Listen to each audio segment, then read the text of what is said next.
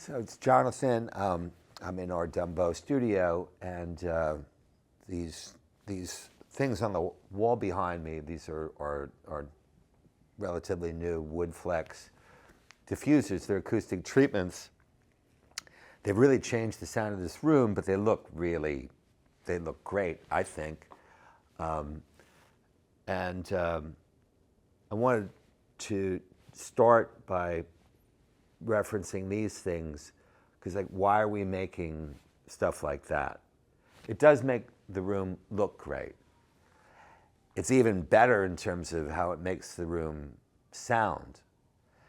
But we're an audio company, right? We make these loudspeakers, we make the tube amplifiers, we make the turntables. Well, then we started to make the audio equipment racks. Actually, there's 3 of those. And we've been making the acoustic treatments all along, but they've gotten sort of better looking, more sophisticated, easier to use. And I thought, well, why do that, right? Because if you want to have a successful company, audio company, you stick to amplifiers or to turntables or to speakers. All the companies that make high-end audiophile racks just make the racks. So it's really strange to do this, and I know the reason why I did this.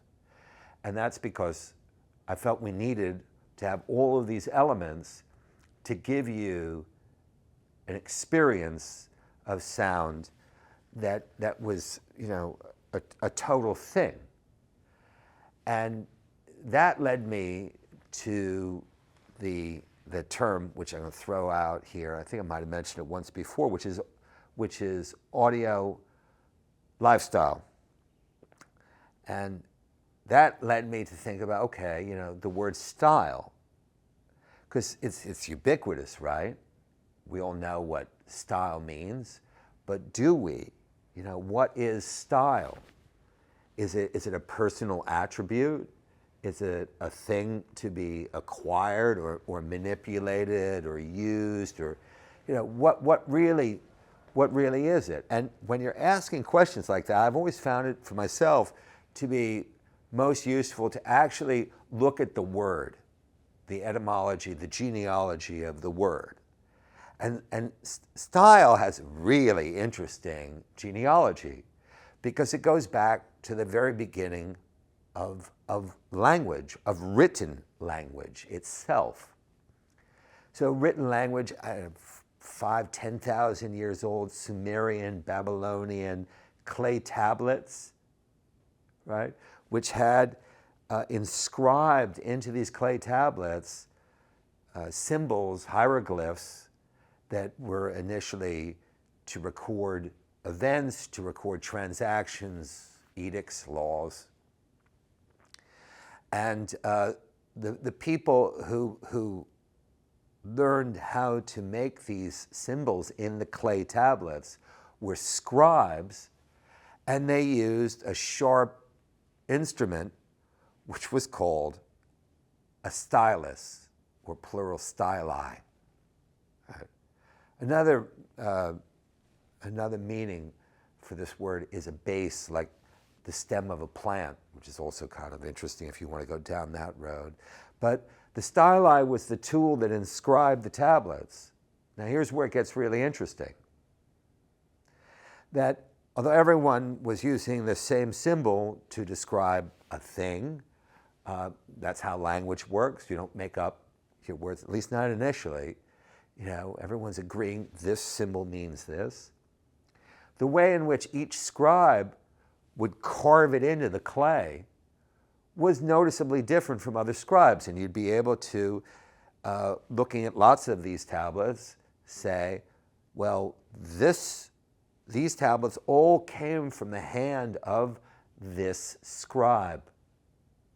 In other words, that scribe stylus imparted a style to each one of these things, which you could actually,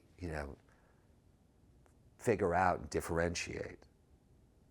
And there you have the very beginning of the word style. It was the pressure from the body. It's all unconscious, right? Nobody's consciously making a mark in clay going like, I think that the people will recognize this and I'll become famous. That would be like today. Artists. No, this is unconscious. This is the body making these marks in such a way. Earlier today, I had somebody in here who remarked that the sound of Bill Evans' piano, you know, on a really good system, that you could sense, feel the pressure and that the release of the fingers from the keys such that you knew it was Bill Evans.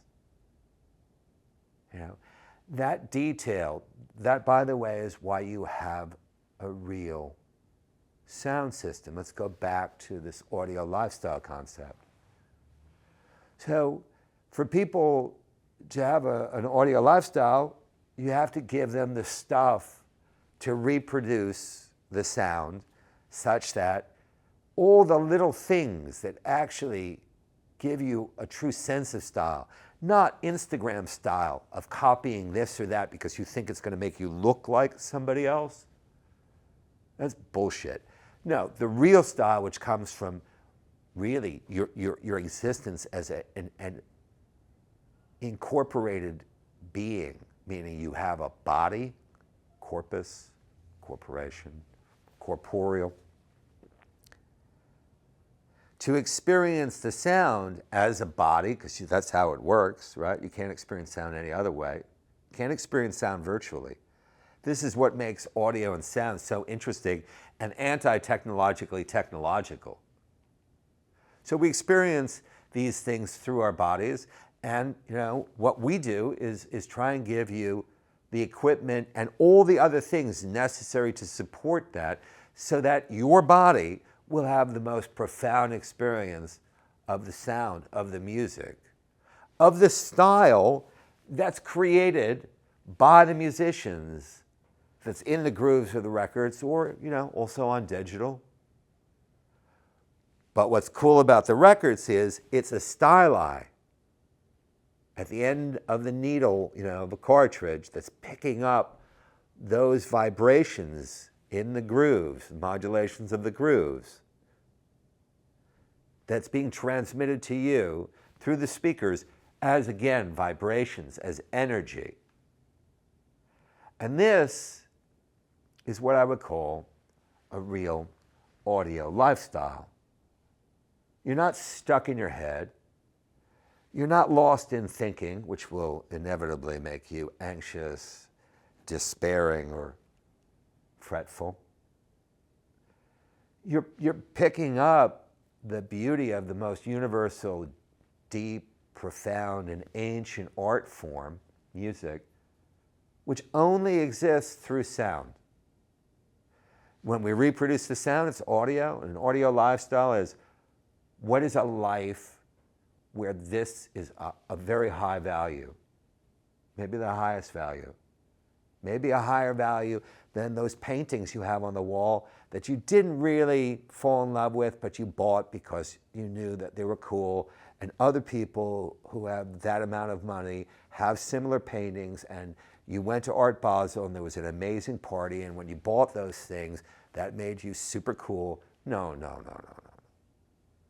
No, an audio lifestyle would be really getting in deep with what's happening, which is the music and the sound. And then when you open your eyes, because hopefully you're listening with your eyes closed, because that works a lot better, you realize you have this to look at. You know, and that's why I try to make the stuff look as cool as possible and be built out of real stuff. But the real thing here is like just a conversation about what an audio lifestyle would be. Not playing music in the background to up or down regulate your central nervous system. Not to tranquilize yourself or to stimulate yourself while you're doing other things. No. Really getting in deep with sound and music. An audio lifestyle. I don't know. I just thought something to share, something to think about.